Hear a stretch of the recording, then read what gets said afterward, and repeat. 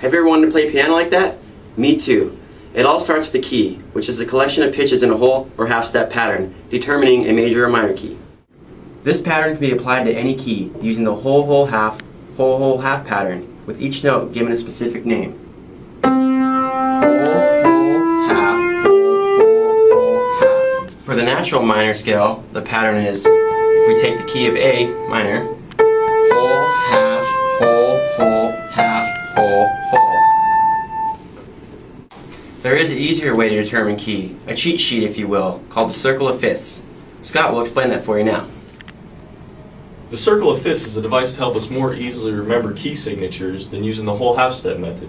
Like a musical clock, starting at C, which has no flats and no sharps, and going this way, G, 1 sharp, F sharp, D, 2 sharps, F and C sharp, A, F, C, and G sharp, and so forth until we reach C sharp, which contains all of them, 7 sharps.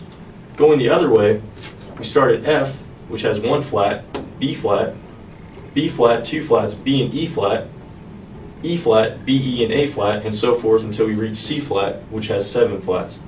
A sharp sign looks like a pound sign, and it moves the note 1 half step to the right.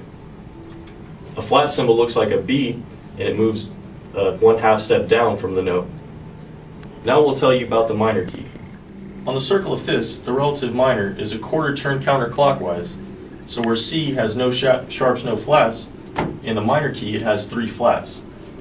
On the keyboard, this translates to 3 half steps. If we start in the key of A, 3 half steps, we're now in F sharp. These can all help you in determining the key signature. But when looking at a piece of music, how do we know which key we're in? Dakota will help us understand this better. A key signature in a piece of music comes after the clef and before the time signature. Using a mnemonic device, fast cars go down alleys every block. I can now show you the correct order of sharps and flats. Starting with sharps, and with G with 1 sharp, F, D with 2 sharps, F, C, A with 3 sharps, F, C, and G, moving all the way down to C sharp, which has 7 sharps, F, C, G, D, A, E, and B. Now for flats, we can use the reverse of the mnemonic device, which now creates better eat a dozen good chicken fingers. We can start with the key of F, which has 1 flat, B, key of B flat, which has 2 flats, B, E, moving all the way down to C flat, which has 7 flats, B, E, A, D, G, C, and F. Now these also work for the minor keys as well. For instance, if you have an E minor, has 1 sharp, which is still F, similar to G, and this works with all of them.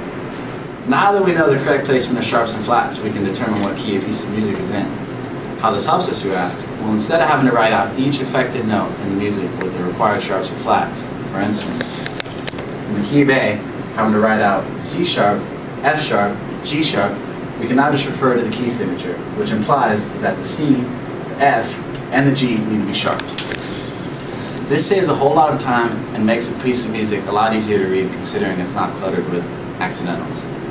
Now what if that composer wants a note that is sharp or flat to be played without any accidentals? Nicola will now explain what a natural sign does. Alright, the natural sign does exactly what the name implies, make a note natural. So in the key of E flat major, the B, E, and A notes would be flat. But if a composer feels at a certain point that the B and E note would sound better natural, he can simply add a natural sign right before the note.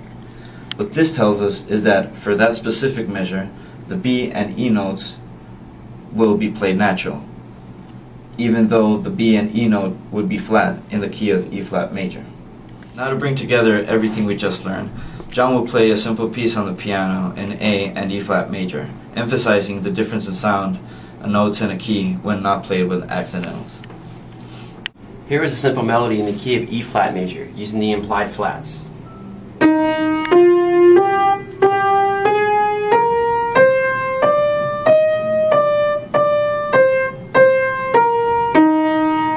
I will now play the melody without the use of accidentals.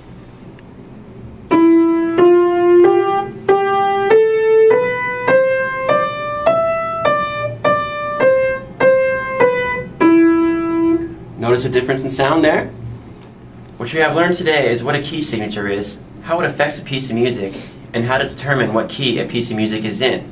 Now that you can determine key signature, and when one day you decide to learn how to play an instrument and read music, you'll be one step ahead of the game when it comes to determining key signature. Good luck, students!